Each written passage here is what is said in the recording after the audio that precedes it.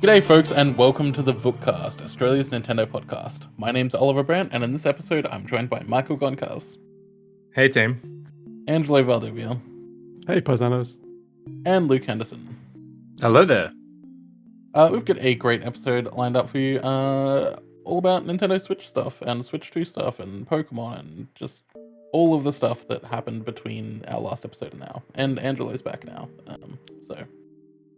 In Pog form. We have a pretty strict time limit on this one that we're 100% going to go over. So we're just going to jump right into the first story now. We got a lot of information about Mario Kart World, mostly through the developer interview stuff that Nintendo's been doing. That's like a continuation of the Iwata Asks series. So we learned that Mario Kart World started development shortly after the release of Mario Kart 8 Deluxe as a Switch 1 title. They considered calling it Mario Kart 9 to begin with, but as soon as they came up with the general ethos for the game, it was Mario Kart World was the name they settled on.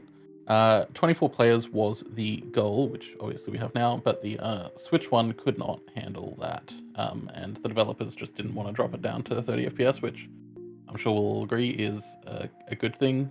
30 FPS, That would have been player awful for Mario Kart. would be just dreadful.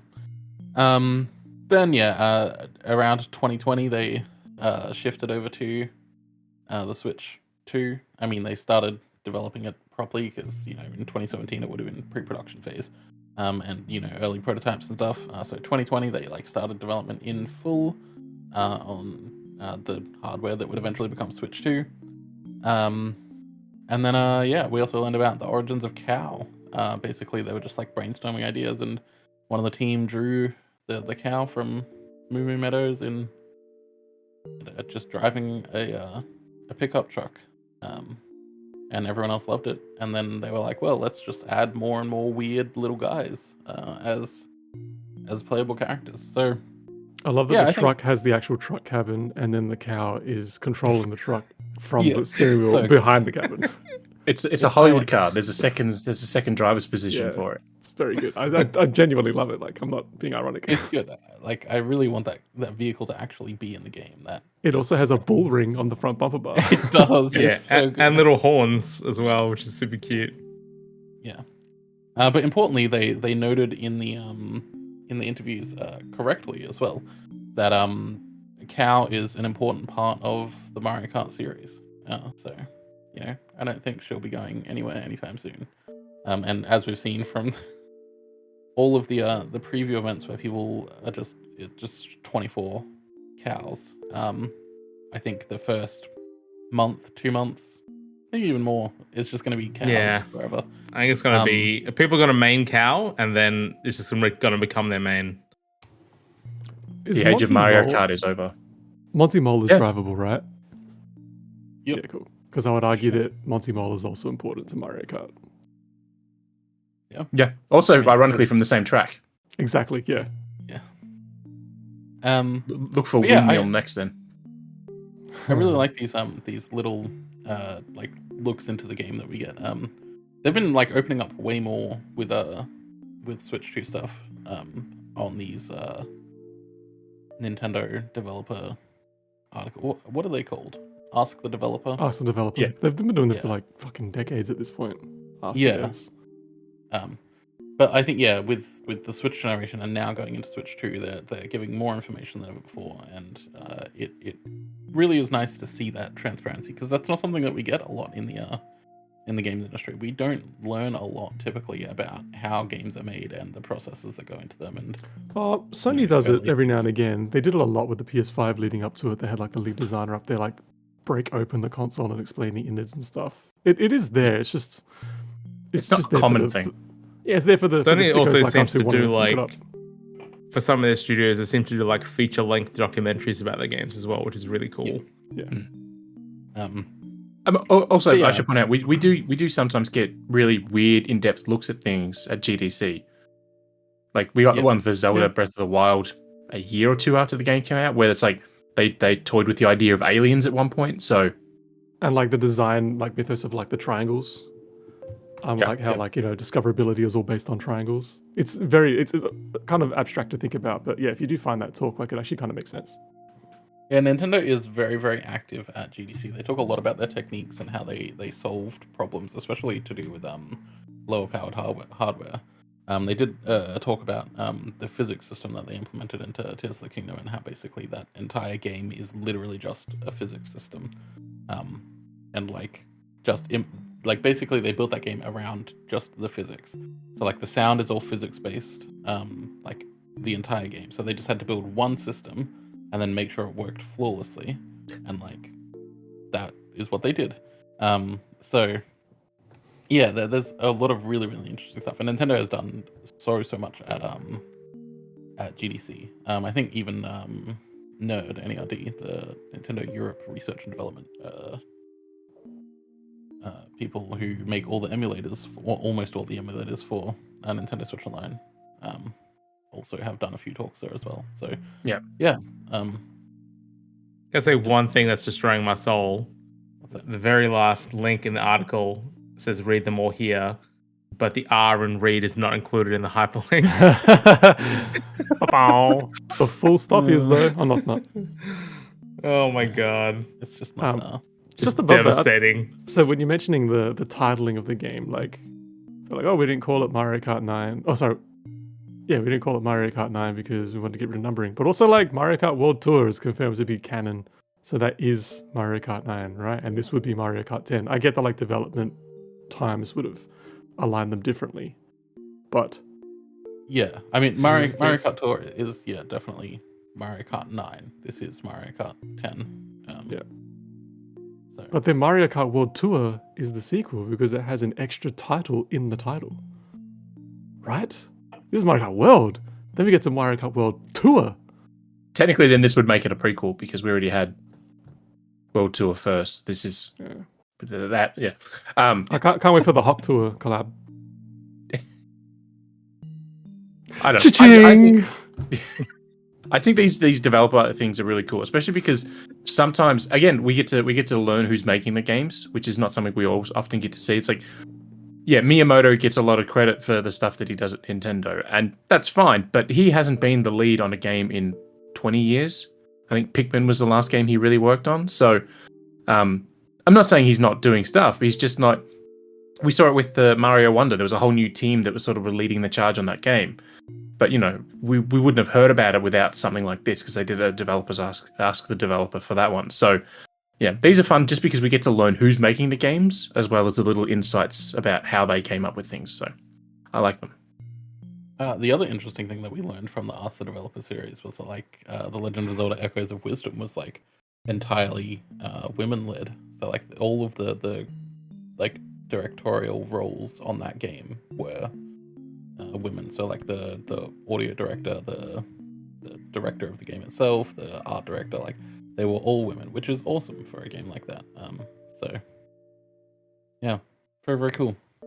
And hopefully we get more of that. Yeah, come on. If anyone's interested in more like Ask the Developer stuff, like Nintendo was doing this way back on the Wii even and putting them up for people to read. So like even just going back to that and reading about, you know, development of Wii games and the system itself and everything, like it's super interesting to go back to. And then some of it was even collated and put into a book with Ask Iwata as well, which just gets his general overview of, also it gets his point of view on leading Nintendo first as like, you know, president of HAL and then a developer at Nintendo and then, you know, the head of Nintendo, etc. So yeah, it's quite a nice book to get.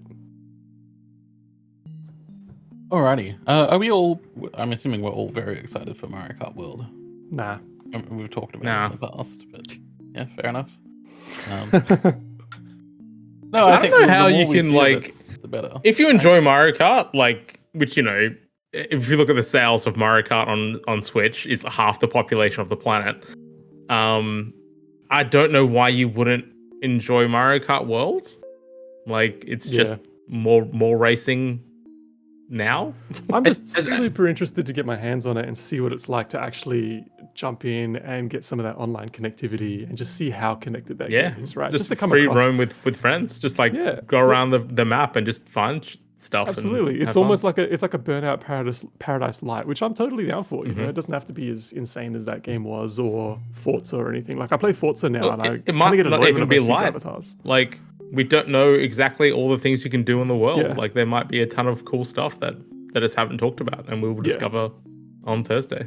I mean, they've been showing Absolutely. been showing the P-Switch missions on Nintendo today, and some of those are insane. Like one of them, driving up a ramp or up a hill while the plastic gacha balls are coming down, and then if you hit one, you bump back, but then it explodes a whole bunch of items like mushrooms and bananas and turtle shells. It's like, okay, so it could be beneficial, but it could not be. But you only get like 20 seconds to get up this hill. And it's like challenges like that. That's what I'm looking forward to. I'm like, because racing's fine, but I've been racing in Mario Kart for forever now. I wanted a little more to it, and this is going to scratch that itch, just because again, it's something new.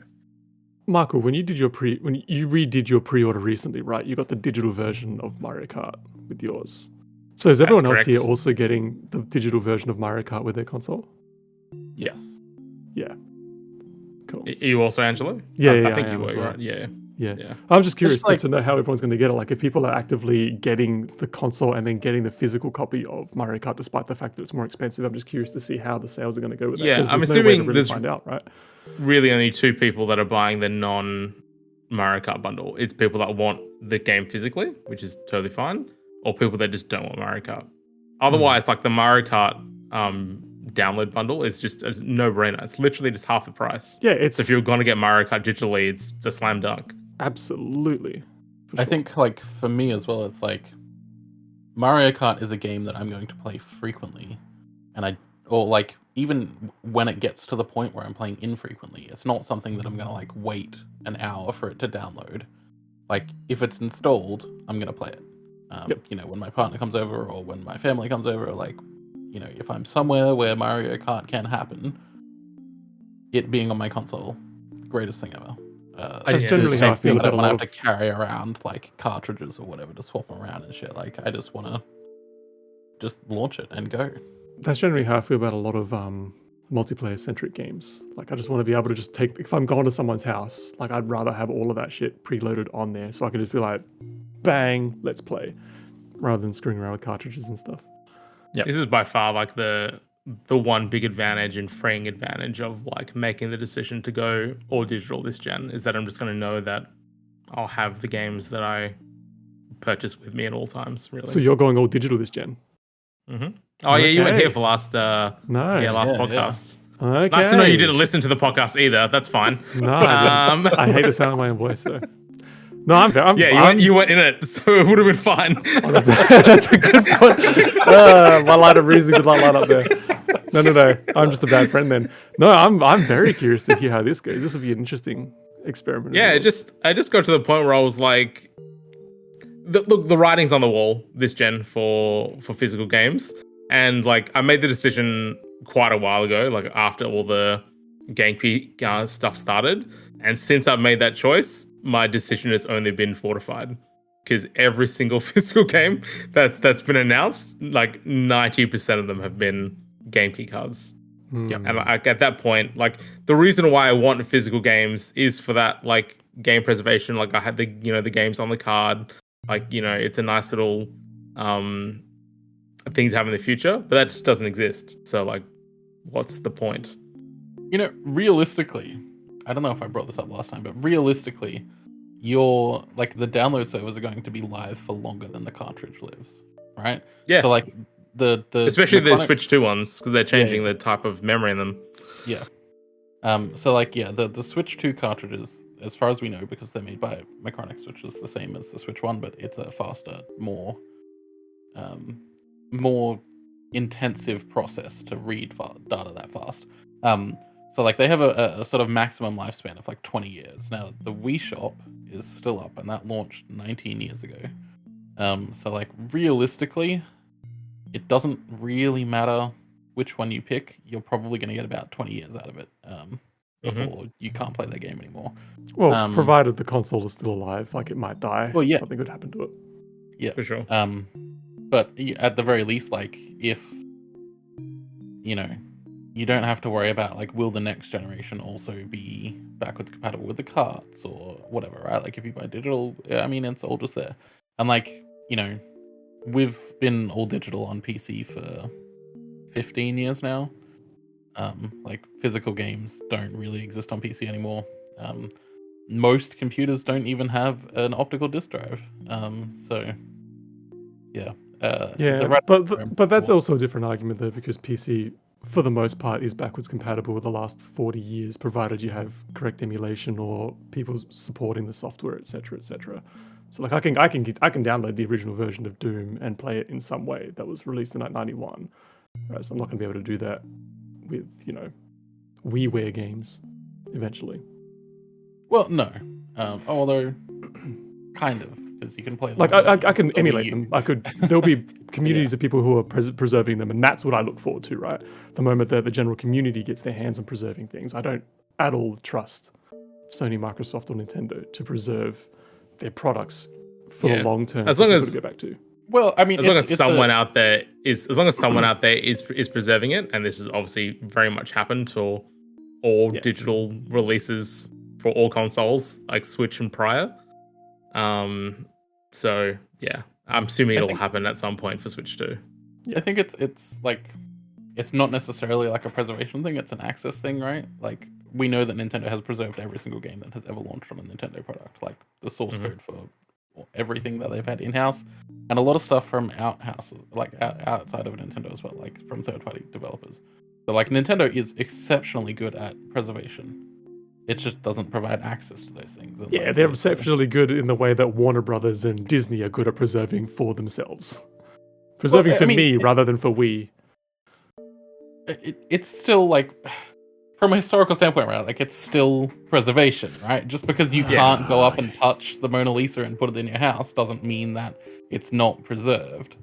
Like it's a limited access situation, and completely different comparison. But regardless, let's move on to the next topic because we could be here all. Well, I mean, but it's still preservation, is my point, right? It's like Nintendo still is preserving it. Yeah, I don't care. Like, we'll just argue for hours. No, like yes, access is an important part of preservation, right? But like that doesn't mean that it's not preserved. It just means it's not accessible. Yeah, but also, I think all of this to Angelo's point, inaccessible. Like when people talk about preservation, they aren't talking about just preservation in of itself. They're talking about preservation with access. Like it's always preservation with access. Like that's the point. Yeah. But anyway, that's a deeper discussion that is multifaceted. Speaking of preservation, remakes. Dragon Quest 1 and 2 HD 2D remake launches later this year, 30th of October. So it's the original two titles, but they come after Dragon Quest 3 because Dragon Quest 3 was a prequel to Dragon Quest 1 and 2, and Dragon Quest 11 is a prequel to Dragon Quest 3. So you could start with 11 and play 3 and then 1 and 2. Enix was screwing people over with their names and timelines back in the 80s. Who could have guessed that? Anyway, they are releasing on both the Switch and Switch 2. Only the Switch version is available on the physical card. The Switch 2 version is a game key card, which I think everyone expected. And there's also going to be a bundle available on the original Switch that includes all 3 games. The press release for the game states it's on all previous platforms, where Switch 2 was mentioned, but the Square Enix is being weird about it, and they don't it's not really sure if there's going to be a Switch 2 specific version of Dragon Quest 3 HD2D, so whatever. I'm sure Square will flip a coin in 6 months' time and decide whether or not we're getting it. I even asked the question, and they were like, "Yeah, we haven't been told." And it's like, "Oh, lovely." Ambiguous press releases are fantastic. Yeah. So yeah, this is fun. Dragon Quest 3 HD2D. I have issues with it being called HD2D because it's not. It's just not. It's not in the same style of all the other HD2D games. It's just a 3D world that happens to have 2D sprites on it. They've made no effort to have the world textured with pixel art or anything like that, like all of the previous HD 2D games. So it's not. But that's what they're calling it, so whatever. But Dragon Quest 1 and 2 are really rough games. You can buy the originals on Switch now. They're like $13 a piece. And they suck to play. They suck so much. Like I understand Definitely that, like, products of their time. Yeah, this was like, the 80s and it was on the Famicom and they weren't good at games yet. But yeah, the original games are really, really rough to play. So they need a lot of quality of life stuff, and it looks like we are getting that with Dragon Quest 1 2 HD 2D remake. But yeah, it is on a Game Key card, which, like, whatever. A lot of third parties will be for quite a while, and some will probably always be Game Key cards because companies are cheap. I don't think that's ever going to change, to be honest. Like, even with, I think the reasoning that most people are just assuming that people aren't using Game Key card, or sorry, people are using Game Key cards, is that there's only this one size of Switch 2 card that's available, and they don't want to pay for the larger card for a game that's considerably smaller. But to be honest, I think even when smaller cards do come, which may not even be a thing, like it could just that could be the smallest card that's always going to be available. I don't think they're going to change to that. I think Game Key cards are just considerably cheaper, and they're just going to use them because they cost less. And period. Yeah, so I think I mentioned it last time, but like I was speaking to indie developers and publishers at Gamescom Latam in Brazil, and the general consensus there was that publishing a game on a Game Key card was roughly comparable in price, give or take, compared to publishing on a Blu-ray for PS5. So yeah, there you go. It's a cheap, very easy thing to do. It does provide a lot more accessibility for smaller developers who might not have been able to do a retail presence on Switch previously. So that's great news. But yeah, it does mean that larger publishers are just going to cheap out and put games on Game Key cards. Which this isn't a problem of Nintendo's making, right? Like it's just the nature of flash memory is that it is expensive, and the faster and more of it that you want, the more expensive it's going to be. Like Nintendo can't make that cheaper. And there's really no other alternative that is better than this for providing a low-cost option. Like the price difference between like the faster memory and like I've seen a lot of people suggest like you put a game on like a Switch 1 cartridge, like a 64GB Switch 1 cartridge. That's like, sure, but and then like require an install, and like sure, but like that is kind of just doing the same thing, and like you still have to install it to your memory, and most people are going to have an internet connection regardless, and the price difference is not that it's not that large, right? Like a 64GB flash module is going to be roughly the same price regardless of how fast it is. There are exceptions, of course, but for the most part, yeah. So yeah, it would not solve the problem at all, and Game Key cards are really that problem solved. I genuinely think that if it weren't for Game Key cards, these would just be code in a box. Like there's no doubt in my mind that this game would just be a code in a box on Switch 2 if Game Key cards didn't exist. I wouldn't go that far. I think some of these games, if Game Key cards weren't a thing, I think some of them would be physical, but the price we'd be paying $10 more for the game on Switch 2 just because they'd cover their costs. Because I don't think Square Enix would be like, yeah, code in a box for our brand new Dragon Quest game on Switch 2. I don't think they'd do that. If it was like EA, 100%, but I think they would, because like Square doesn't want to be in a situation where like, oh yeah, here's all of these platforms. Like you can buy it on PS5 for $110. You can buy it on Xbox for $110, or you can buy it on Switch for $125. Like Square knows what their market is, and it's Nintendo, right? Like games sell better on Nintendo for Square Enix, and for a lot of publishers as well. Like they're never going to do something that requires them to raise the price. They'll do stuff that raises the price if they think they can get away with it.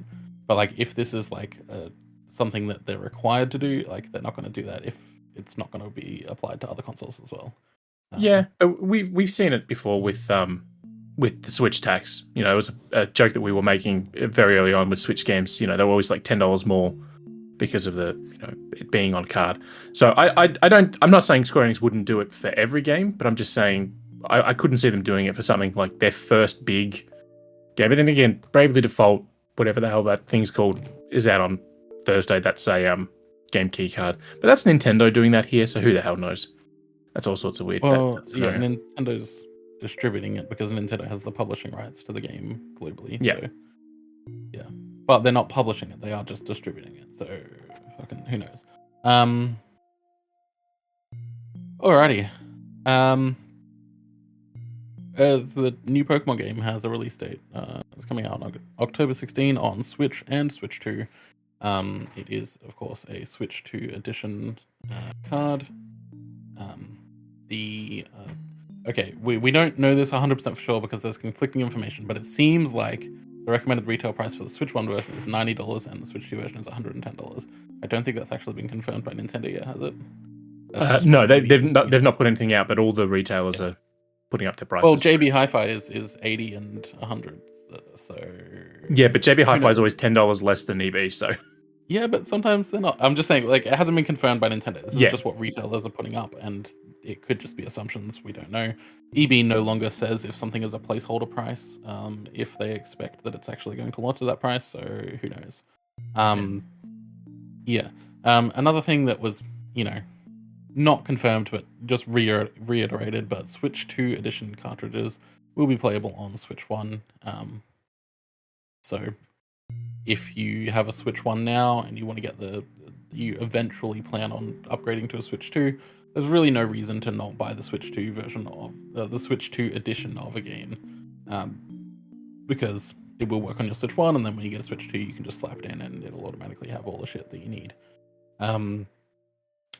They also announced a Pokemon Presents coming on July 22nd, which is 2 months away, which is the longest time between announcement and the actual showcase. So I think the only showcase that's ever been longer in terms of, hey, we're going to have a showcase on this date is Xbox, because they usually put out their June showcase, which is like in a week's time. They put that out like in March. I think that's like the only one I've ever seen that's longer than a week's lead time. We didn't get any new information about Pokemon Legends apart from the price. We got that nice key art, which is cool. But we did get that nice key art, which was fun. The Switch 2 edition game thing, like, we've seen what they look like with the Rune Factory Guardians of Azuma thing, and like they're just red cartridges, which is really weird because, like, why? If they work on both Switch 2 and Switch 1, like, why would you not create a different plastic color for that? It's such a weird thing to do, to just have them be the same color as Switch 2 cartridges. And then also, unbeknownst to most people, you can just slap it in a Switch 1 and play it. Like, it's a weird thing to do.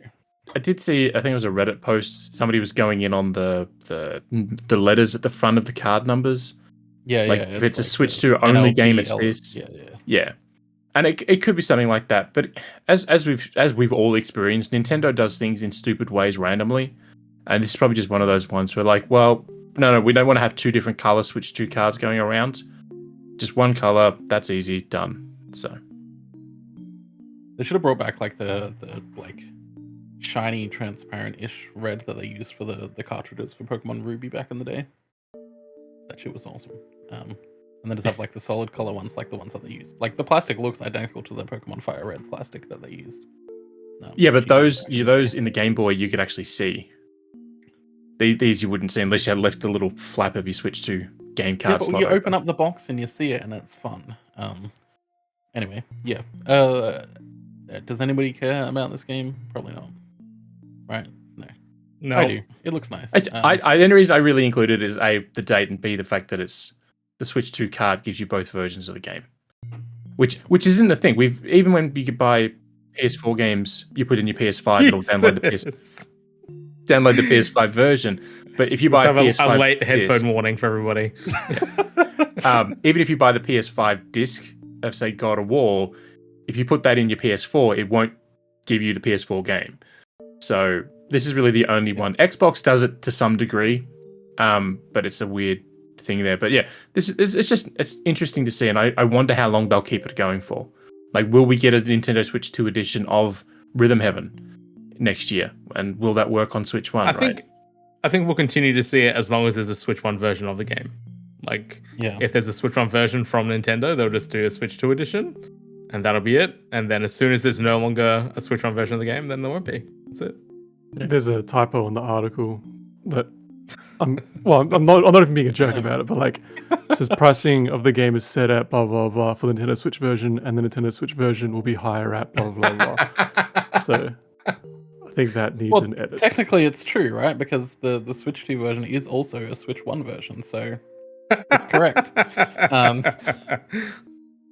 Yeah, it's I like the fact that you can play it on both, just because, like, first of all, it's like just a little bit of future proofing if you don't want to buy a Switch 2 yet, and also because it's like very much like Pokemon Gold and Silver on the Game Boy Color / Game Boy, because those were 100% just advertised as Game Boy Color games, but you took it out of the box, you could see it's actually just a Game Boy card that has different modes and settings depending on which console you chucked it in. So I fixed up that link for you, Angelo. The text, so it should be fine now. The link that was all Michael. No, the text. So the Switch 2 and Switch 2. Sorry, Switch and Switch 2 version. Yeah. I'm refreshing now, Luke. Let me just proofread live it. fixes. Did you fix the hyperlink as well? No, I didn't even think about that one. What the fuck, man? Exactly. Yeah. If you change it, I'll just change it back. I swear. Wait. Yeah, no, it is fixed now. No, you've got it back. Did you purposely do it the wrong way? Is that a joke? Or did you fuck it up? What? The Switch 2 version is more expensive than the Switch one? Yeah, you put the 2 at the wrong Nintendo. You did the 2 at the wrong part. I thought there was something wrong with me for a second. I'm like, no, I swear I put it on the second one. Maybe I moved the mouse there, and then I looked back, and I was like, oh, I just thought this was a really elaborate troll. There's a thing behind the curtains, ladies and gentlemen. It's all a hellscape back here. Yeah, no, sorry. This is how in the edit, the Nintendo Switch 2 version that I've now modified is under the red card, under the red box art. Right. Yeah. So I've just seen the red and gone, oh, Nintendo Switch 2 version, but it actually reads onto the second line. But when you're looking at the post, it's all on one line, both Nintendo Switch. So that's just hilarious. Brilliant. That's just me. I'll change it now. Alrighty. So Nintendo's achieved something kind of incredible in Western Australia. So it's impressive, you know. So for the first time in 25 years, midnight launch is happening for the Switch 2 in WA. So WA historically has not had midnight launches at all in the last 25 years for anything ever. And you'll get less than 1 week's notice, and you'll like it. Yeah, so this is the thing, is that like they gave people less than a week's notice. So like it was announced on what, Friday? Yesterday? Yeah, yesterday. Time of recording. Yesterday. So yeah, like 6 days from the Switch launch. Can I say, it's not even really been announced? Like, I haven't got an email about it. Have you guys got an email about it? Or you probably wouldn't, I guess, not being WA. Like, I haven't received an email saying that it's happening. No. Is it happening at the store that you've pre-ordered from? Yeah. Yeah. So, yeah. I got an email about my Fast Pass being sent to me soon because I am an EV World Plus member. So that's fun. That completely useless fucking thing that they're giving me. Anyway. So these stores in WA, we actually do have a lot of WA listeners, so they will want to know this. It's not, you can't do anything about it now. If you wanted to change your pre-order, it's too late. But if you pre-ordered at Inaloo Carousel, what the fuck, Booragoon? What is that? Booragoon. I was gonna say, let the WA person. No, I'm gonna fuck it up. No. Blue Lagoon. Please. Ellenbrook.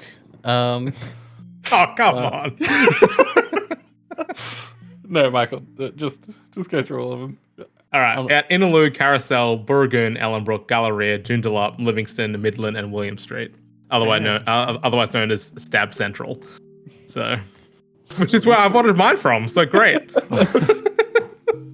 That's right. Just take a Now you're gonna Switchblade have to the Switch 2. You're gonna have to like carry like a high value item back. I mean, I'm not doing the midnight That's launch nice because stuff. like that is such a bad idea. Like I was talking to Daniel about this like when this was breaking, and we were talking about I wonder what stores will have it. And I was like, oh, more than likely all the like shopping center stores will do it, but probably not the ones that are like standalone. And I'm like, definitely not the one at William Street because why would they do that? And then like literally like 5 minutes later, Daniel messaged me a list and William Street is on there. And I'm like, this is insane. Like that's a security nightmare there. Like I doubt that they're getting security because EB Games doesn't give a shit about its team members, allegedly. Michael alleges. So yeah, I'm really surprised by that being on there. But yeah, it really sucks that it's happening so late. Like it's cool that it's happening. It sucks it's happening so late. It doubly sucks because you, like you said at the beginning, you can't do anything about it at this point. If you wanted to change your pre-order to one of the midnight launch stores, you can't do that. So yeah, if you wanted to like sort of pre-order weird. now, like you won't get it until the end of June. So you know, tough shit. I just love Great that for the story people says, that pre-ordered at those stores, but yeah. Yeah. I just love it in the story. It says those attending the event should note they kick off at 9 p.m. with purchasing opening at that time. However, you won't be able to take your purchase home till midnight. It's like, does that mean people like be given their Switch 2s at 9:01 p.m. but they're just like locked in the store? No, basically you're just like there for the first 3 hours to make sure everybody has paid off their consoles, and then they actually. I know. hand it to you I've after. worked at EB doing many midnight launches. I just think it's just a weird way of phrasing it. That being said, I will say Fine, if we'll you are change going, that too, Luke. We'll change that too. Why not? Let's go in. We'll change that. We're just changing all. I don't think I can be trusted to do live edits at the moment. What I will say is, if you are doing this, if you've not paid off your console, obviously this episode may go up like the day of the Switch 2 going out. It shouldn't. It should go No, up it's before definitely then. going to go before that. Yeah. But if you're paying off your console, if you haven't paid it off, sorry, go and pay it off now, because the less time you spend hanging around the store, because when they're in the shopping centers, I don't know any of these locations, so I don't know which. I know obviously the Inaloo and Carousel stores are in Westfield shopping centers, but inside shopping centers, they generally block off access to the rest of the shopping center. They'll funnel you in through the nearest door, to the store and back out again. There's never any food options available. There's no Donut King or Wendy's or Red Rooster or KFC. Nothing else will be open. So if you go there at 9 o'clock, you'll be hanging around for 3 hours with nothing to do except talk to other people who are also hanging around the store waiting for their console. So if I'll just say all of these bar William Street are in a shopping center. okay, there you go. So did somebody just copy and paste Livingston into Google? Because I saw it selected on the dock, and I was like, I did. Yeah, so Livingston was the only one that I was like, is that outside? That might be outside, but it's not. It's in a shopping center that I'm unaware of that even exists. So cool. Yeah. But yeah, if you haven't paid it off now, do it first. Don't worry about going at 9 o'clock to pay it off, because it takes them all of 15 seconds to finalize the transaction, so your pre-order is paid off in full. And then you just have to kill time. And because it's so late in the day, I guarantee they have nothing else planned. Like, I know some of the ones in Melbourne have, some stuff planned. I know the guys at Paper House, that they're doing a midnight launch. They're having a bit of a party for it. I think Paul's going for coverage for Vooks. So they'll have a bit of stuff going on. But stores like this, no. You'll be lucky if they even have their loop tape playing where you'll hear the same song 4 times an hour. I will say, just to compound on Luke's point there, if you want to get your console first at the midnight launch, you should buy EB World Plus, which will give you a fast pass that they will email to you on Monday.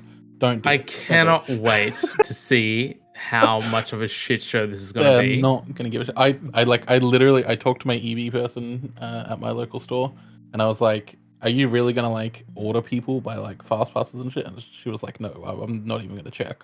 If you have a pre-order, we'll give you the pre-order in whatever order you Of course, because they don't have the resources to even manage that. Who's checking if people have fast passes and making 2 queues, and they're barely going to have people to even serve customers at this time. So why would they even attempt to do that? Did you guys do your pre-orders at EB Games? Yep. Yes, I did. You might. I did, and then they closed my store. Regrettably, I also now regrettably have a second pre-order at Harvey Norman. So that's I only did mine at EB Games because JB Hi-Fi wanted you to pay for everything up front. Yep. which is just wild. Yeah, no, fair enough. Yeah. See, No, did I tell my JB Hi-Fi story here about why I changed my pre-order? You saved you 95 cents. Yeah. Did I tell it here though, or was that Yeah. in private? No, you told us on the show. Okay, cool, yeah. I'm still very proud of that. I took 95 cents. I took like 700 and whatever away from EB Games, but Well, I'm getting I'm saving 95 like cents back. from $3 JB Hi-Fi, at so- Harvey Norman. So if Yeah, you but it's want Harvey to Norman. if you want to save money, Amazon finally have the console up for order. They're $6.96 Ah, and $6.76. that's You because save they're $3.95. Yeah, but it'll also come like both 5 days office later. perks. Correct. No, the reason I put in a second pre-order at Harvey Norman against my better judgment was because EB has been utterly terrible at actually delivering stuff on launch day for pre-orders in my area for 6 months now. Both me and my partner have pre-ordered stuff months and months in advance and have had to wait a week or 2 or 3 in one case for the stock to actually come in, even though That's so it was fucked. pre-ordered. I said it last episode, but EB don't care about gamers now. They're all about trading cards. Yeah. So yeah, it is. I did put in a second pre-order at Harvey Norman. I do not want to give Harvey Norman money, and if EB actually has my console, excellent. I'll just go get my money back from Harvey Norman. But I only know when a Pokemon card is being released because I randomly go to the EB Games website and it puts me in a queue or it checks my browser. And I'm like, oh, there must be a Pokemon card being released. Come back it's in 11 hours. Every single time, yeah. It's like, yeah. Anyway, Yeah. so yeah, other stores in WA will be opening at 8 a.m. Look, I like to think that our listeners are well-adjusted, normal people, and I sincerely hope that many, if not all of you, just decide to go and get your console like a normal grown-up person the next day in the morning or in your lunch break or something like that. Just don't even bother going to a midnight launch at this point. Yeah. It is just I way too think many most of hoops our to jump listeners through are and our just- age as well anyway. So Well, but like even so, like if you get it at midnight, you're not playing that bad boy until like 2 a.m. because of updates, etc., etc. Just Well, I went to the Just get it the midnight next launch day. of Pokemon X and Y, and I played that for 19 hours straight. So yes, but you have this Also, I weird thing just, about like- Pokemon. So I just, from just, a fuck the man point of view, like I feel very much for these workers that are basically being forced to work these hours. Probably for like garbage pay and definitely getting treated like shit. Send a message and just don't support them. So like, oh, no one wants midnight launches. I know that's not going to happen because people have the brainworm, but like, I will say this too Do it. as well. Anyone who's on a contract, so store managers, system managers, and all that, they don't get paid extra for doing this. So if they do their normal 40 hours in their week or 38 hours, whatever it is, then they have to do 4 hours of a midnight launch. They don't get paid extra. Casual employees will get paid extra, but they get paid peanuts.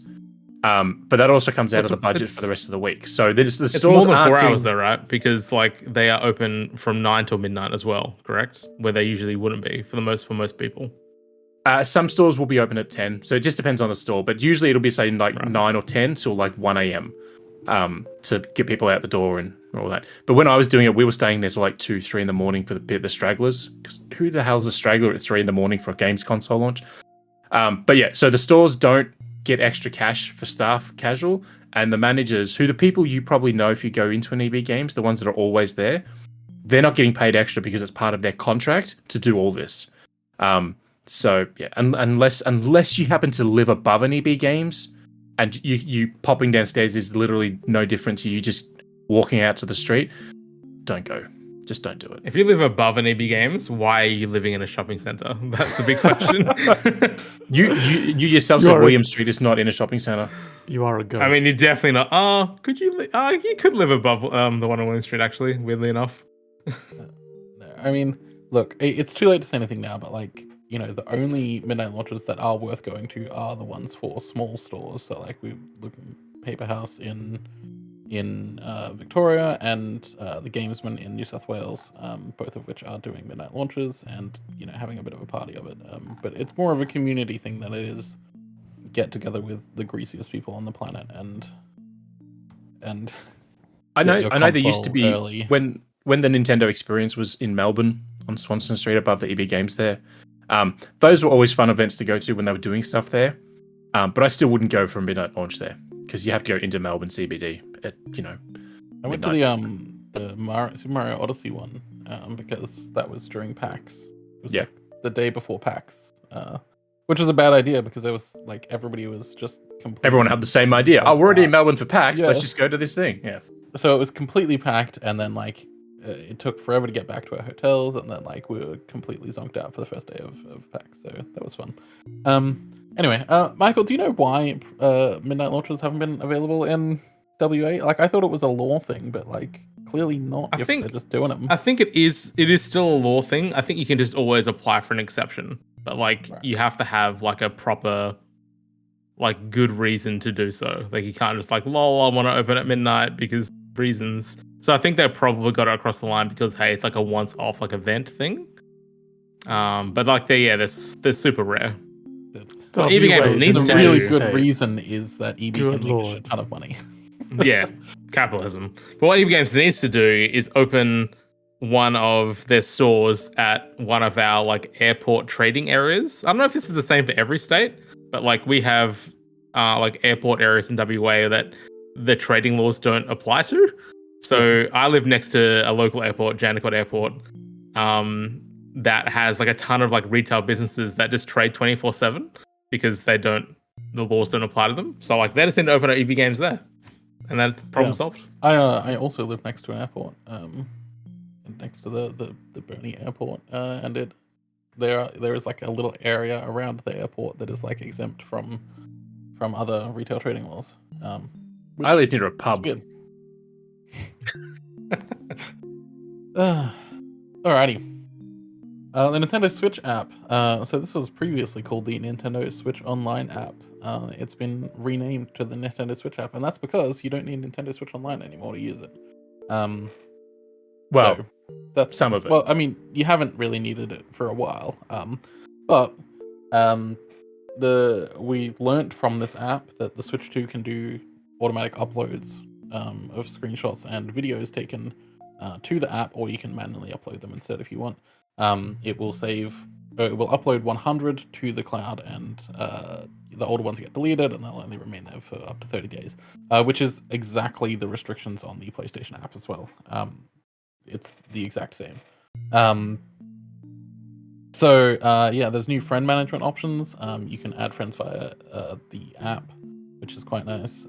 You can also create a QR code for sharing, and you can just like share it straight to Twitter or whatever, or Blue Sky, or I don't know, Discord. I'd go to the Vookcast Discord, bit.ly. Print it out on stickers and stick it all over street signs across your city. You can do that, and you can also scan other QR codes within the app. But it does I was really surprised that Nintendo actually did this. It does the smart QR code thing, where if you don't have the app installed, it will take you to the App Store to install the app, and if you do have the app installed, it will open the app, which is shocking. I wasn't expecting Nintendo to do that. You also get notifications for when you get a game chat invite on Switch 2. But you have to go to the Switch 2 to accept it because you can't do voice chat on Switch 2 within the app. So it's kind of a reverse Switch situation. It also added Zelda Notes, which is the companion app for Tears of the Kingdom and Breath of the Wild. And Luke has written, this does not require a paid membership, unlike Animal Crossing, Splatoon 2 and 3 or Smash. But all of those no longer require Nintendo Switch Online. So, It's still on the pages that say it, so maybe that's just a delay in them updating. Yeah, it says it, but the Animal Crossing one went free a while ago. Splatoon 3 was free from the get-go because it has important stuff in it. And then Smash and Splatoon 2 went free with the update as well. So, okay.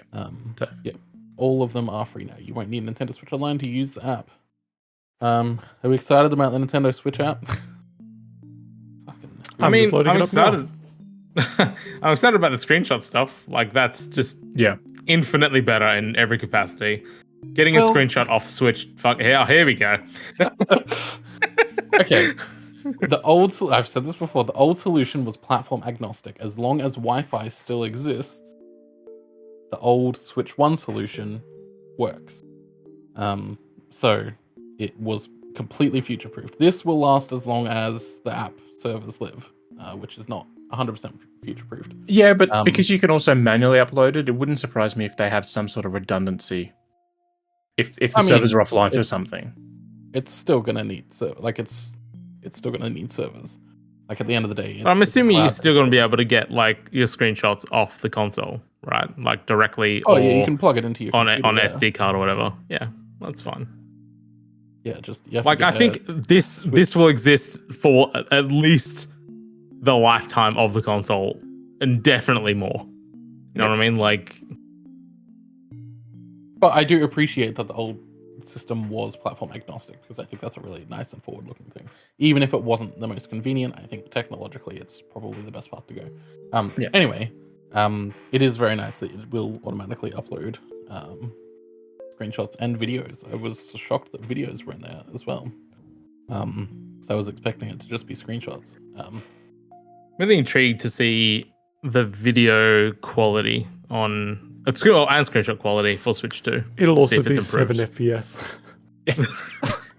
It's just game chat the mode. game chat video. Yeah. Oh my god. No, but I'm intrigued to see if videos capture in HDR. Like, do they capture up to 120? Like all that type of. I doubt they'll do 120. Like, I think that's a pipe dream. But it'd be interesting to see, what features they have. So it does seem as if, okay, this isn't 100% confirmation, but the Korean Pokemon website had screenshots of the Switch 2 update running on Pokemon Scarlet and Violet. They had proper screenshots on there, and they used the same naming scheme that Nintendo Switch screenshots currently use, but they were in 4K. So whether or not they've just named it the same, or whether they've taken screenshots on the system and they are 4K, it's screenshots I don't doubt will be like 4K, like, because that's super easy. That's just like a frame. It was 720p. I mean, yeah, that's what I mean. But it was the same as the, I guess, the same as the display. But I feel like, it's definitely more of a thought out feature, and obviously have way more hardware dedicated to actually doing these features.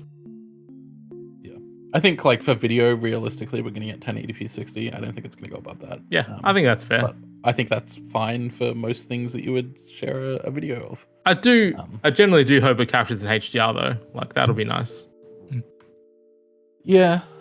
I mean, I think most of the times when you're sharing it, like, that HDR is going to get stripped out anyway. Because, like, most of the time when people, like, take a clip on For sure. Like, they're going to share it to Twitter or Blue Sky or, like... honestly, it could be one of those things where it has options. It could be, like, if you share it to the phone, it might have HDR. It's not going to have options. It's just going to be one flat setting. Like, this is Nintendo. I don't know. We'll see what happens. I honestly, the thing that I'm happy to see is Zelda Notes. Obviously, I'm not going to replay Breath of the Wild from start to finish. But just the options that Zelda Notes puts in there, like the voice memories alone.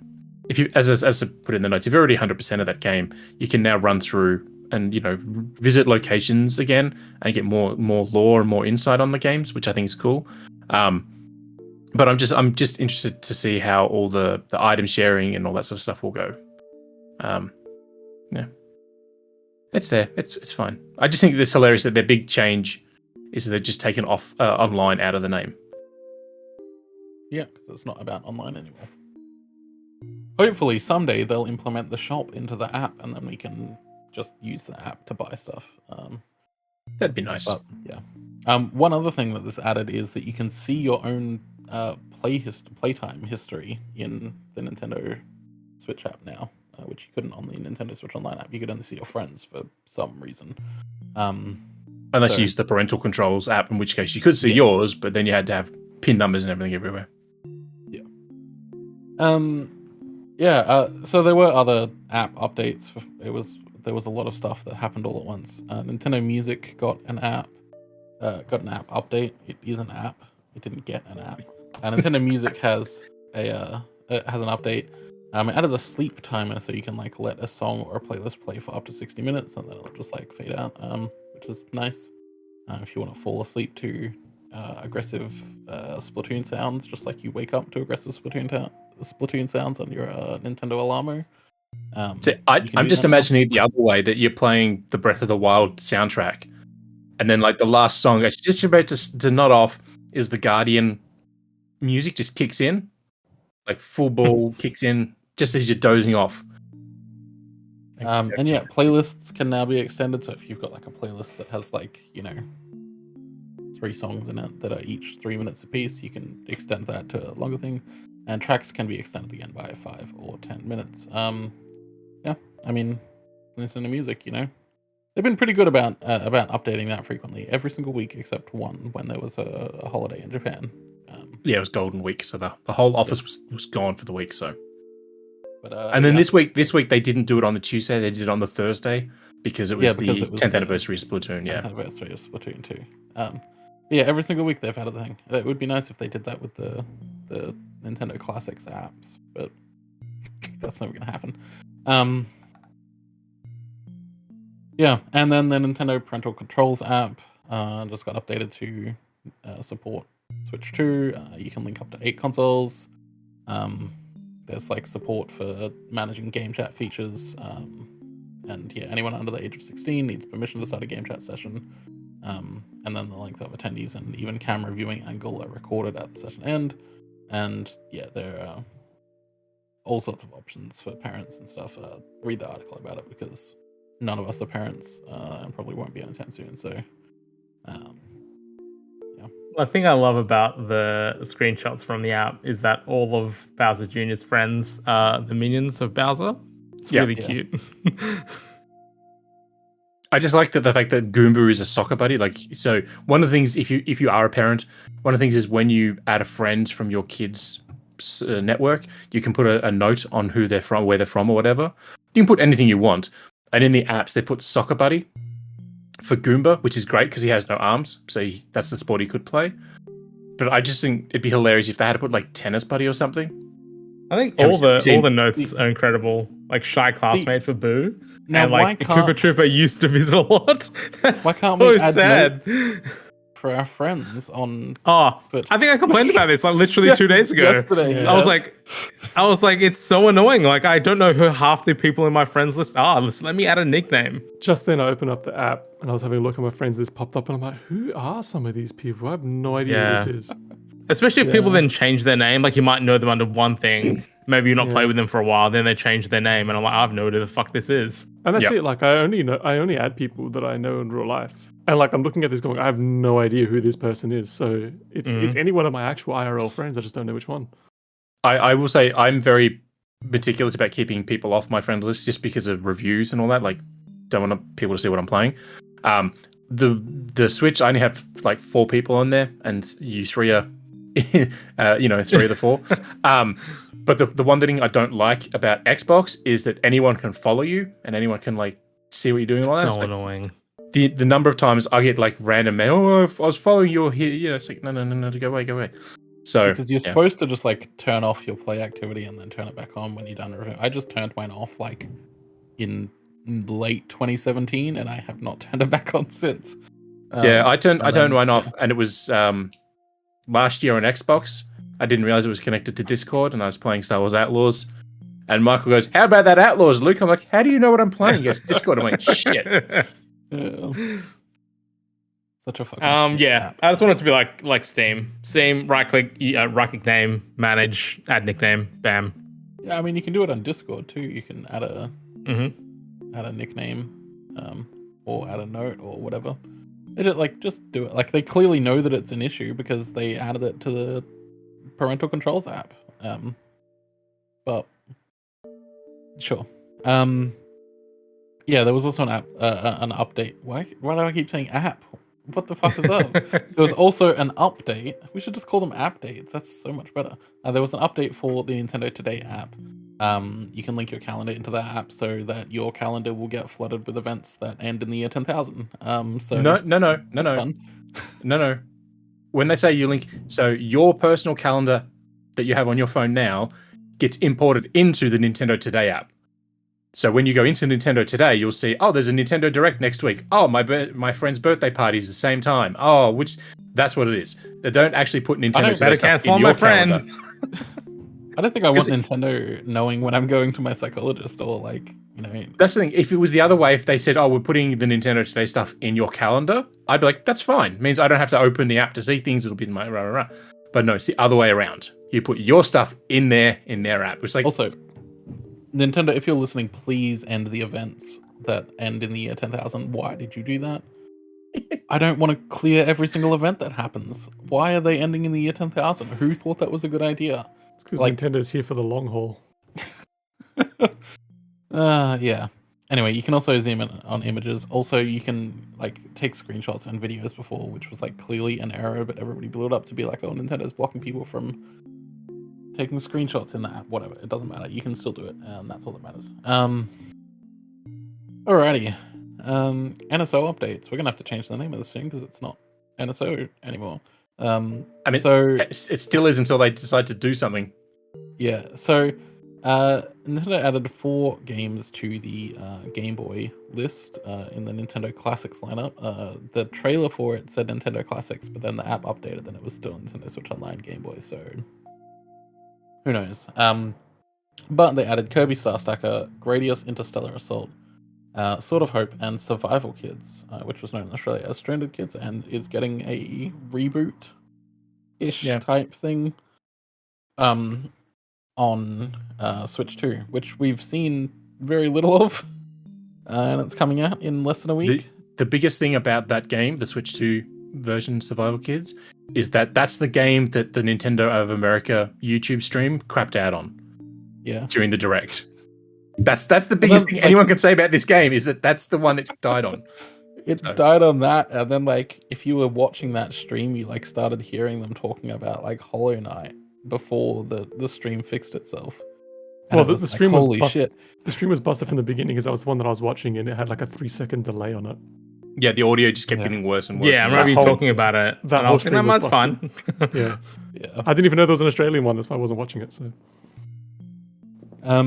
Also we saw Nintendo 64 app is now getting a rewind feature on Switch 2, thank God, and a CRT filter, and that's great.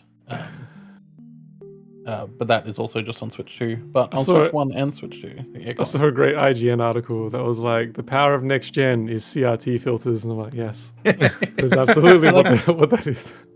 The way that it's been implemented, I'm 100% sure that it probably couldn't run on Switch 1. They could just do a dumb filter, but this is a proper shader that they've implemented, so, I don't know, man.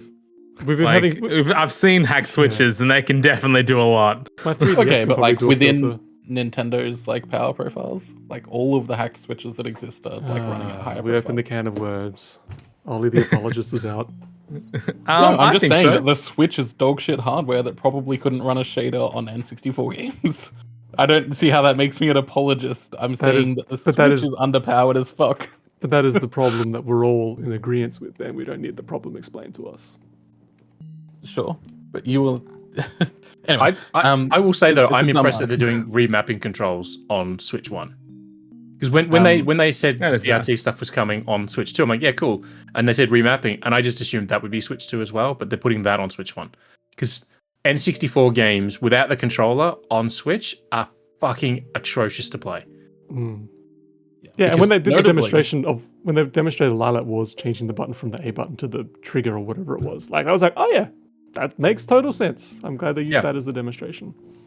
Yeah. So I'm happy that it's coming back. It's not remapping a button to button. It's remapping function to button. It just tells you this is the shoot button. Where do you want it on the controller? Which I think is a much better way of just saying oh yeah, the Z button is now on R. That doesn't really help you conceptualize how you're going to use it. So I think they've done a really cool thing there. And it does mean that they have to put a little bit more effort into it. But it also means that zero effort that they put into it currently. So. It does also mean too that they are per game. So if you have no issue, say, playing Perfect Dark and using the A button for doing things, great. But if for some reason Ocarina of Time pisses you off using A to do things, you want it to be the left shoulder button, you swap it there, and it's not going to impact your Perfect Dark. So I like that. Yeah. Alrighty. Let's talk about the games that we're playing, because we haven't talked about those for many, many episodes. Angelo, you've got quite a list there. Yeah, just because it's been a while since I've been here. Tell us the 3 games that you've been playing. Jumped back into Earthbound after like a 5 or 6 year hiatus. I originally started that on the SNES Mini, and then I cracked open or hacked the thing and got my save file out of there and put it on my Analog Pocket, and I've been playing it there. It's actually really fun to play on the Analog Pocket. Just the downside with the Analog Pocket that I didn't realize is that the core that's running, or that's emulating the SNES, doesn't offer standby mode or save states, which just absolutely sucks.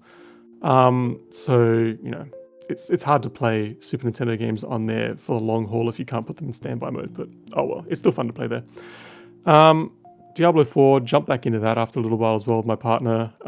That's become one of our bedtime games, and it's one of the worst bedtime games to play because it's just so easy to fall asleep playing that game. Like even when I'm playing it like during the day, I'm still nodding off at times. It's like because it's just there's nothing to think about when you're playing it. Like you're just running around pressing a couple of buttons, and then that's really about it. You're not thinking about anything, not even the story. Tell us how you really like, think about Diablo gamers. When you get to a certain point in any Diablo game where you're just like an enemy is just something to like click on to erase, like you're just essentially just using the eraser tool in Microsoft Paint. Like that's what Diablo becomes, and that is not engaging. But see, for me, like that's what Diablo's always been because I only ever started with Diablo 3. So that's what it's been like the whole time. I never played it on PC, so I wasn't like, I didn't have the extra step of actually moving the mouse and aiming it on anything. I'm just holding a stick in a direction and then holding A or pressing a trigger or something. But, whatever. It still looks nice though. So I still want to keep with it. And the other bedtime game that actually keeps us up a little bit longer is Phoenix Wright. We've gone back to the OG trilogy on that one because my partner's never played it before, and I've only ever played through the first game on DS and half of the second one on DS. So we've gone back. The stories are so outrageous; it's amazing. It's so much fun. Like it's just so quirky. It's so goofy. I love it so much. I love Phoenix Wright a lot. But yeah, that's me. Michael, you haven't filled out anything on this, but what have you been playing? I've been playing more of Blueprints. I think I'm at the point probably where like I'm just internally done with the game because I feel like it's one of those games where like the post game is like 5 times larger than the main game. So I'm like, you know what? I don't need this in my life. That's totally fine. But the game is incredible. Like it's super, super fun. Have you rolled credits on it? Have I what? Sorry? Rolled credits? Yeah, ages ago. Yep. Like roll credits is like 5 minutes into the game, like really, compared to everything else. And weirdly enough, the other thing I've been playing GTA 5 with some mates online, the new enhanced edition, which has been pretty fun. It's if you've ever played GTA Online, it's basically you're either doing a mission or you're griefing 12-year-olds for like 16 hours straight. And that's great. I loved doing that before, just getting helicopters and just griefing everyone or just slamming them into people. Oh, it was so much fun. Are you playing it on console or PC? Excuse me. Sorry. Are you playing like a civilized person or are you playing like an absolute goblin at your desk? I'm obviously playing it on PC. Yeah. But man, hackers in that game, it's just wild. It's rampant. Like non-stop. Even the new enhanced edition, which uses I don't know, one of the new hacking detection tools, just completely worthless. The like BattleEye anti-cheat. Yeah, BattleEye. That's it. Thank you. But yeah, it is full of hackers. Like literally day one. So I downloaded the update, the new version of it. I logged into it, and like immediately there was like a guy that ran up to me, and then like got a weapon out. And then like 14 cars just spawned on top of him. Just like exploded outward from him. And I was like, okay, cool. I guess hacking's still a problem. Yeah. It's just like 40 minutes after the patch went live. Like, yeah, there's not a single time we've played the game online that there hasn't been at least a hacker in a lobby. Like it's non-stop. Like you can't escape it. Yeah. At least you can do private lobbies. That's nice. True. But it is like you don't less get to fun. wreck some child's day. 100%. We did like a lot of like dumb games where like, we have to do X for some reason, right? So like if we're driving around and we're griefing someone, we can only grief them by rolling our car into their body or whatever, right? Like stupid stuff like that. We just make your own fun. Yeah, it's awesome. I will say that game is unplayably bad on PS5. Not because the game itself is bad. Obviously it runs fine. It's PS5. But because Sony had the brilliant idea to put a microphone into every PS5 controller.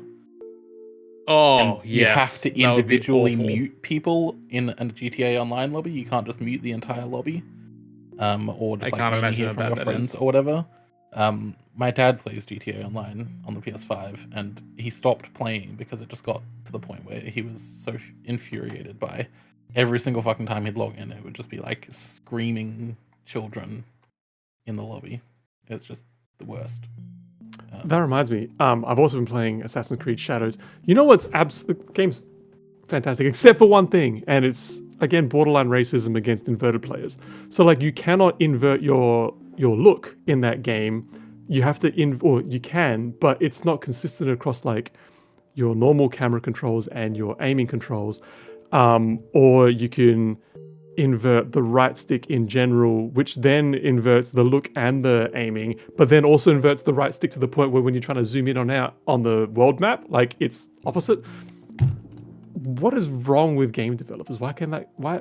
Yeah, sorry, I just want to go on a quick rant there. I don't understand how we're in 2025 and we are still screwing up inverted controls. The best thing about that game is Yasuke being, 6.5 feet tall and built like a brick house. Is when he tries to climb anything or jump down from anything, he does it like I would. Like if you try and climb over a wall, he's like, he struggles to get over it. And if you jump off it, he's and he starts flailing as he goes down. He does it like I would. Yeah, Oh, that's great. My favorite thing about that is that, like, when you do like a leap of faith with him, and like he gets out and he's like his back is sore and he's like yeah, acting like an old man. It's so good. But yeah. All right, I'll talk about the games that I've been playing. I've been playing a lot of Yu-Gi-Oh! Master Duel, prepping for the new support for live twin cards. Ollie's been playing a Yu-Gi-Oh! Card game. That's surprising Yeah. news. I got to fucking Diamond 1 rank, which is like just before World Qualifier. So If anyone follows Ollie on Blue Sky, 90% of his feed is just TCG games.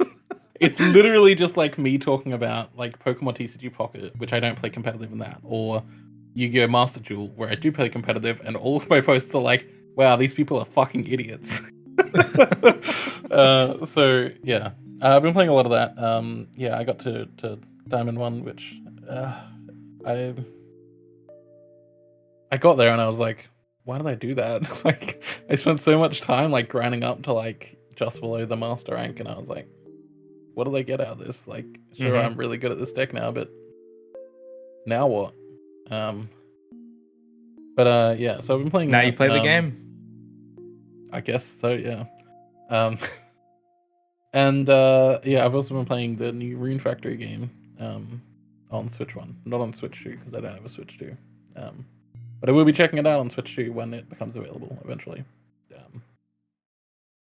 Yeah, playing that for review, which will be up probably around the same time that this video is up / podcast, whatever. But yeah, I'm trying to think. I played something else, but I don't know what it was. Kind of in good then. No, I mean, I don't know. I mean, if it's made no impression on you, it can't have been a good game. Yeah, I made no impression at all. Luke, what have you been playing? So I mean, I played through F1 25, which is the first time in 5 years I've played an F1 game, because like every EA Sports game, they don't change from year to year, even though they always, we've made so many changes. It's like, no, you haven't. So I played through the breaking point and career modes in that. My team, the manager stuff's fine, but it's like, if you really want F1 management, there's a whole game called F1 Manager that's better than this. This just has proper racing in it, so balance the books there. I also played through Onimusha. Yeah, I also played through Onimusha 2 Samurai's Destiny, the remaster of that, for review. That's fine, but the problem is the tank controls. They're still there, but they put an analog stick control in there. But the game wasn't made for that, so the slightest nudge of the stick, and all of a sudden you're facing a different direction. Because with the tank controls, you got to stop and then you got to turn slowly. With this one, it's not that way, so it's a lot of weird flickering between scenes, especially from the borders, because it's very much the Resident Evil style of game. And then I also played through Blades of Fire, which is the new game from Mercury's team, the guys who did Metroid Dread and Metroid: Samus Returns for Nintendo. And that's a Souls-like game, but it requires you to actually forge the weapons You literally have to get in there and hammer out the shape of the weapon. And then combat is, instead of just being one attack button or a light and a heavy attack, like the Y button on Xbox will be attacking the head, B will be attacking from the right, X is attacking from the left, and A is going for the body. So depending on the weapon type you have, this gets really complicated, but depending on the weapon type you have, the length of the weapon, the weight of the weapon, and the area you're in when you try and use it. If you're in a narrow corridor and you go for a big swing, you'll bounce off the wall. All that impacts like how much stamina you use, and that impacts how many attacks you can block before you start taking damage. So yeah, it's quite a complex system. I didn't realize it was going to be so Dark Souls, which, every time you save, all the enemies respawn.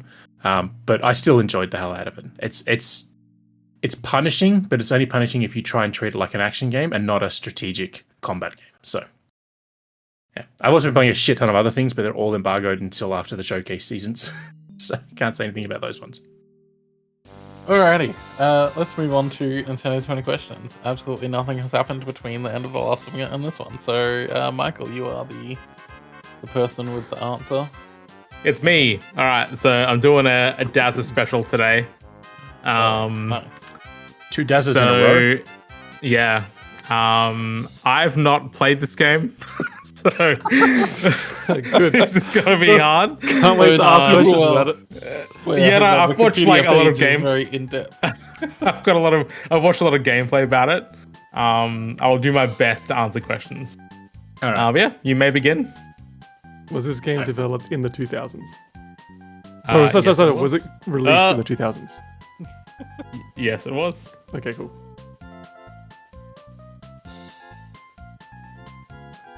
2000s just refers to the decade of like 2000 Yes, the to aughts. 2009, Yeah. right? Yep. Okay, just making sure. Oh, that's not what I meant at all. No, I'm joking. It is like, what a guy. All right. Was this game released on a handheld console? It was released on a handheld console. So GBA, DS, GBC late as Game Boy well. Color. Yeah. Games are coming out on the GBC until like 2002, so. Bible.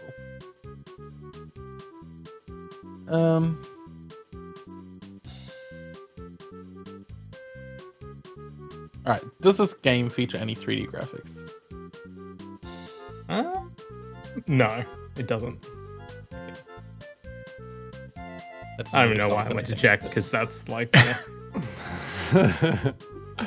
All right. Was this game published by Nintendo? Game was not published by Nintendo. It does a special. It's never going to be published by Nintendo. Was this game on the DS? Game was not on the DS. Okay, just wanted to have that confirmed. Cool. So realistically, GBA. Yeah. I mean, I think we need to just lock it in just to be certain. Was this game released on the Game Boy Advance? This game was released on Game Boy Advance. Alright.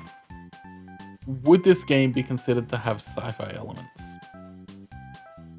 No. Unless I'm missing a major element of the game, no, it would not. I'm not gonna lie, like GBA, I love the look of GBA games. I love the idea of them. I did not play many GBA games back in the day, so. I did, but it was mostly licensed shit. Yeah. So unless it's Jimmy Neutron, which has sci-fi elements. All right. Is this a well-received game? This is part that I did have to research, so I was like, I don't know if this game would have been well Scrolling down received. to the reception part of the Wikipedia. Yeah, I was like, ooh, Wikipedia, help me. I would say generally yes, it was reasonably well received. Okay. Because that knocks out some of the really bad shit that GBA got. Yeah, was this a licensed game? this game was a licensed game. Ollie, it's your time to shine. I know. Was this game published by THQ? As soon as he said that before, I was like, maybe you guys are in with a chance. Was this game published by THQ? The game was not published by THQ. Is the license an anime license? It is not an anime license. I wondered if it was like a Dragon Ball Z game or something. Those were pretty popular in the GBA. That was your 10th question, by the way. Okay. Well, I don't think we're doing too badly.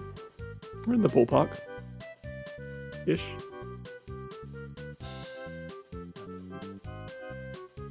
Because I know THQ essentially did the Disney Pixar stuff. Bandai Namco essentially did Dragon Ball Z and a few other things. Nickelodeon was also THQ. So SpongeBob, Avatar, the cartoon Avatar thing. Yeah. Infogrames was around. THQ was around. EA did some licensed stuff as well. Yeah. Activision did some licensed stuff. Activision's another one. So I guess just pick one or two of those. I mean, the easiest thing for me to ask is if it's based like a comic or something, because that's when we started getting Batman and Iron Man and all that sort of stuff. Well, so that's it. So like if it's not a license, it's not an anime game. It could be like a TV show or a film. Were there many comic book based licensed games? Spider-Man, everything, Batman. Yeah. I think there was some Fantastic Four stuff from. But those are all big because they had movies around the time though, as well. Yeah.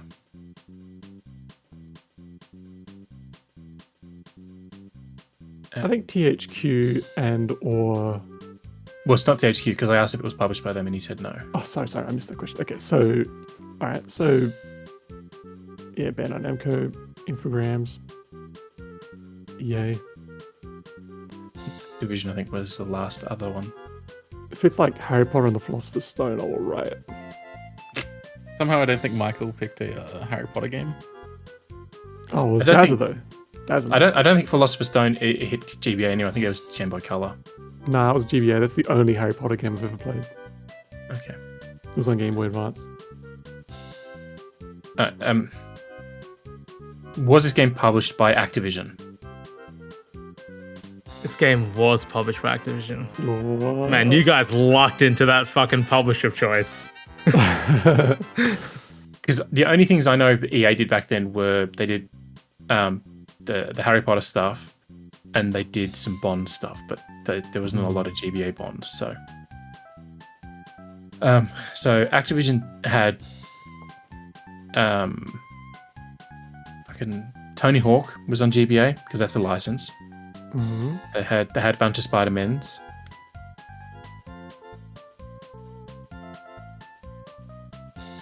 Trying to think now. So you could ask if it was even based on a sport or a film. Yeah. Oh no, film. Okay, yeah. So you're right. Like asking if it's a film is tricky, right? Because if it's not based on Spider-Man 1 or Spider-Man 2, then it's not based on a film. But if it's like I don't know. But Activision also had Minority Report. There was a Minority Report GBA game. Surely it's not Minority Report. I mean, Marvel Ultimate Alliance came out on GBA. Yeah, so that's what I mean. Like, then if we ask if it's based on a movie, then it doesn't really work because Multiple Alliance isn't a movie. Ask if it's based on a comic book property. Yeah. Is this game based off a comic book property? It is not.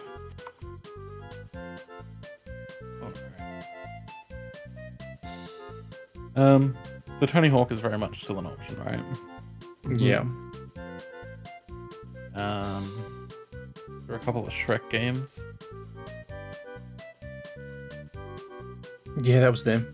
For whatever reason, DreamWorks were publisher agnostic back then. Back then, they were going wherever they could. How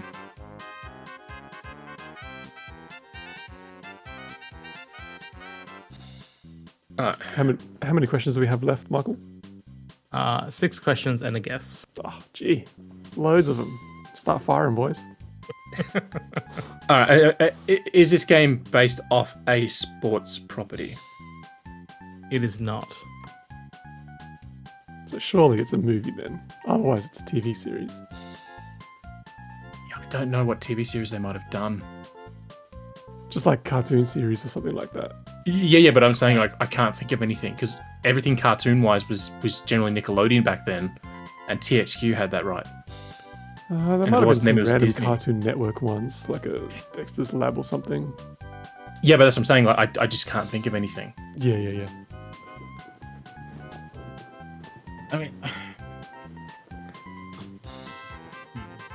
Who published your Jimmy Neutron game, Ollie? Because it'd be hilarious if Daz has picked that just because you like it so much. I'm pretty sure I've mentioned it a couple times in the past. I'm not sure. I think it was THQ. I think it would because it's Nickelodeon. Feels So right, yeah. I'm thinking right now, Lemony Snicket's A Series of Unfortunate Events, which was an action puzzle game. yeah.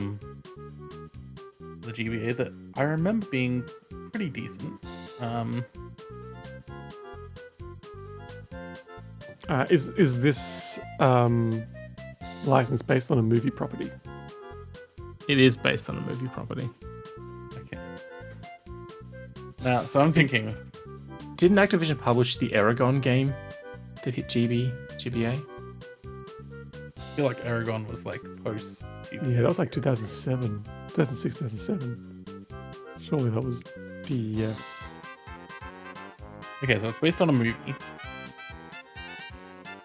We don't know if it's an animated movie or a live action movie.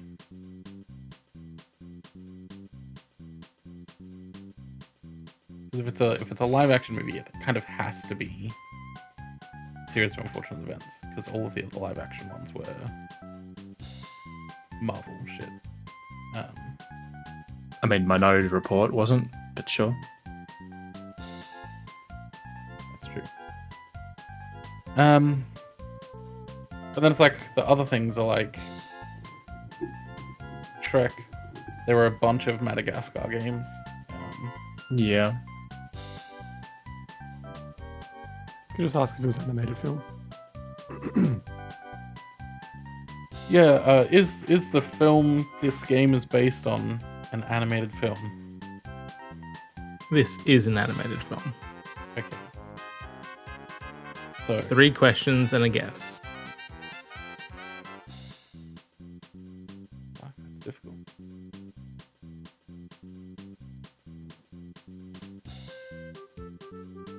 I feel like See, the Shrek problem is is- the most likely, right? Yeah, but the problem is that I feel like none of us have played any of these games, so we don't know anything about them to ask. Oh no, I've played shit tons of them. I had a Shrek 2 / Madagascar combo card that had both games on the Oh, card. well, is there anything distinct about the gameplay that you might be able to ask about in that case? Oh no, because it was like 20 years ago. Okay. But I feel like because they're going to be licensed games, they'll most likely just be platformers or something. There's nothing going to be particularly deep about them. yeah, I remember one of the Shrek games was like a Diablo-ish kind of thing. It was like a dungeon crawler kind of. Yeah, it was weird. I don't know. It's been a long time. I know the Madagascar game was 100% like a platformer.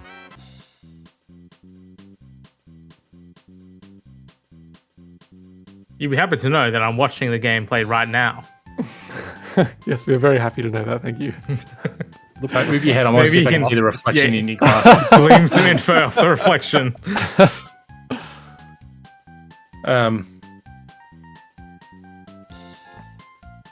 Oh, there was We could just do a combination question, like is it based on Shrek and or Madagascar or something like that?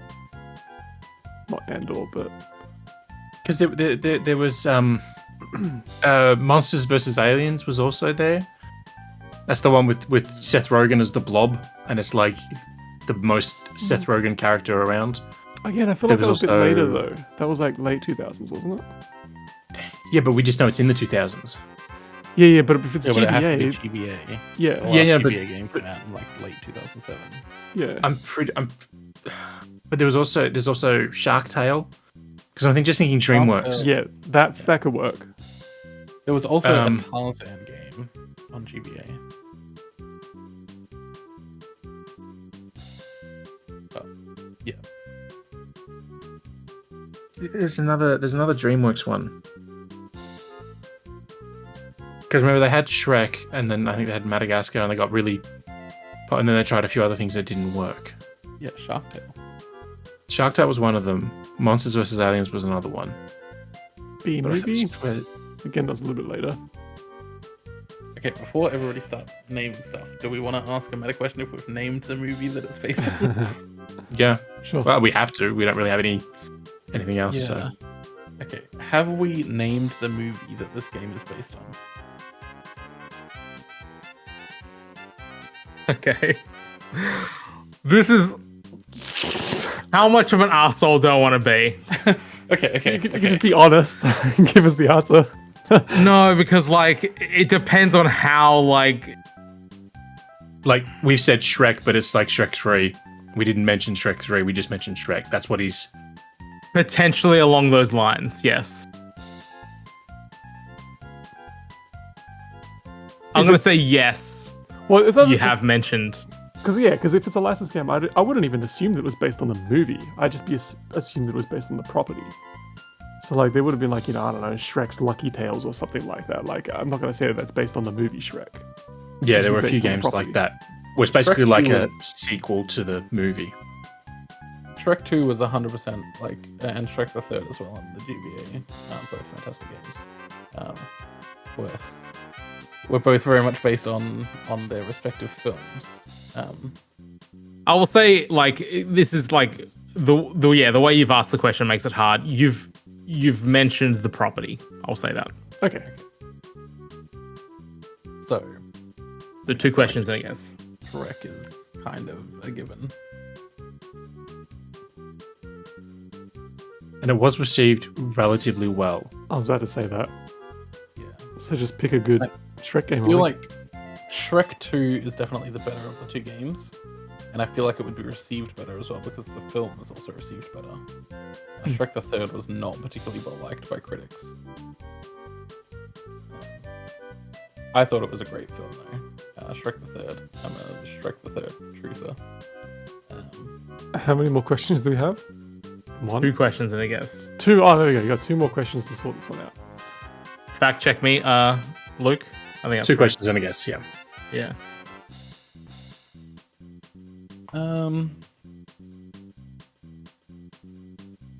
Could ask 'Cause if the game I'm- has a number in the title.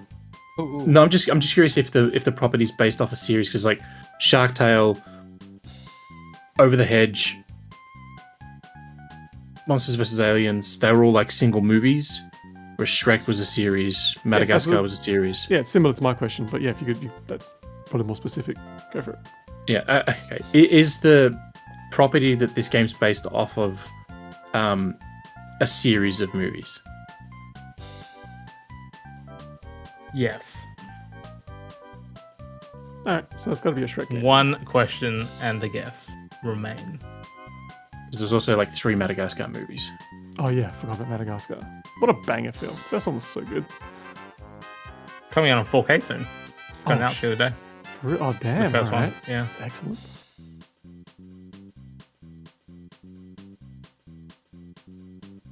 Oh, Ollie's Uh-oh. entering the Matrix. He's gone. He's in. He took the blue pill. Okay. Oh no. We were Just have to so apply- close. Blue filter over him or something. All right. Quick, let's cheat. Oh wait, no, Mark was still here. My bad. In my head for a second there, I thought Ollie was the one running it. I'm just trying to think because there was Yeah, a bunch one of less Shrek guess is games. penalty. There was a bunch of games based on Shrek that weren't directly tied to the movies. Like there was a Shrek wrestling game. I think there was a Oh, yeah. Shrek sort of party type game from Wasn't memory. there a racing game as well? Yeah, there was one that came out recently that had Shrek in it, but that's like 3 years ago now. So,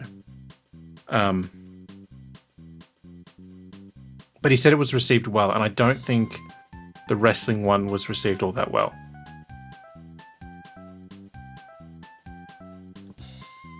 I reckon it's probably just Shrek 2.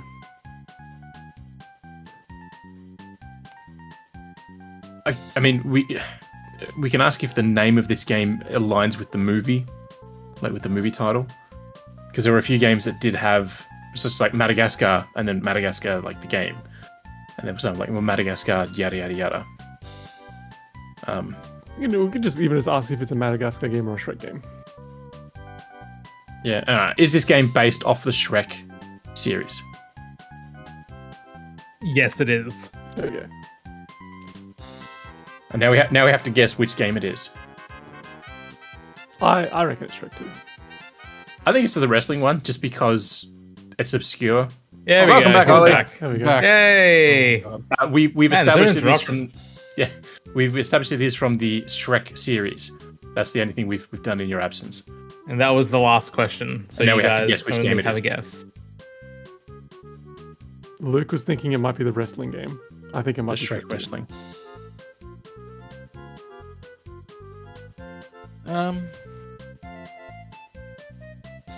Yeah, it's a tough one. There was also a Shrek racing game. Yeah, Yeah, Angelo I'm brought that up as well. Okay.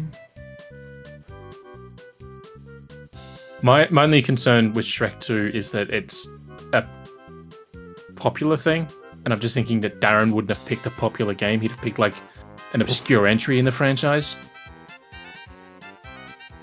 But maybe I'm thinking that's how I would have done it, so maybe I'm putting myself into that position. I honestly can't think of what one it would be, so. Well, it was well received, so we have that to go with. So we're just going to pick one that was well received. It wasn't like the best received. It was Yeah. just well received. My only issue is that I don't know how well some GBA games did, because especially if it was licensed, I tended to avoid licensed games because I had to sell them all the time. I just got sick and tired of seeing their box arts. Well, I feel like a lot of GBA games tended to do review pretty well because like there was a limit to what you could really achieve gameplay wise with the GBA. Like it wasn't as Yeah.